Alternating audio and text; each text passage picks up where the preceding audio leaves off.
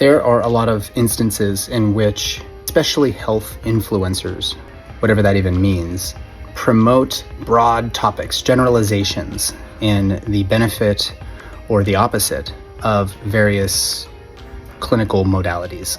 Unfortunately, when a person says, hey, I've got receipts to back it up, they're usually referring to consensus opinions. Now, a consensus opinion has to be generated oftentimes because there's a lack of data from clinical trials in order to have a firm grasp of either the efficacy or safety of a drug or device.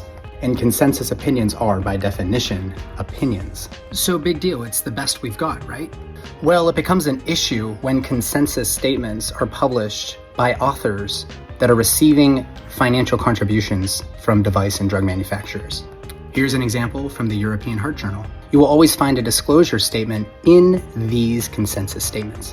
Many, if not all of these authors have relationships with pharmaceutical companies that make statins. Here's an example from the Journal of the American College of Cardiology, where at least 2 of these authors have financial relationships with pharmaceutical companies that make semaglutide, also known as Ozempic.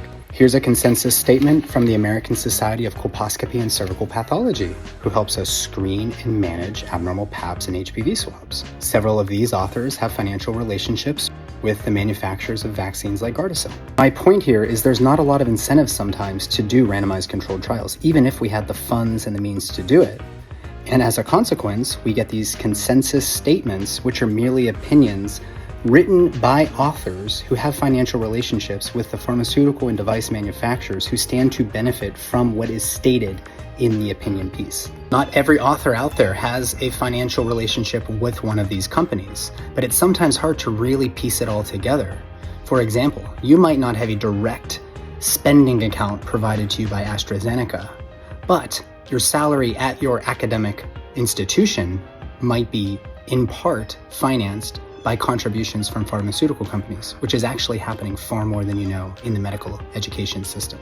What would be really nice is if a group of authors got together and one of those authors suspected that somebody there in this group has a conflict of interest, that they call them out and they ask that they not be an author on the consensus statement. But who am I? Just a man and a father working very, very hard to draw integrity back into Western medicine.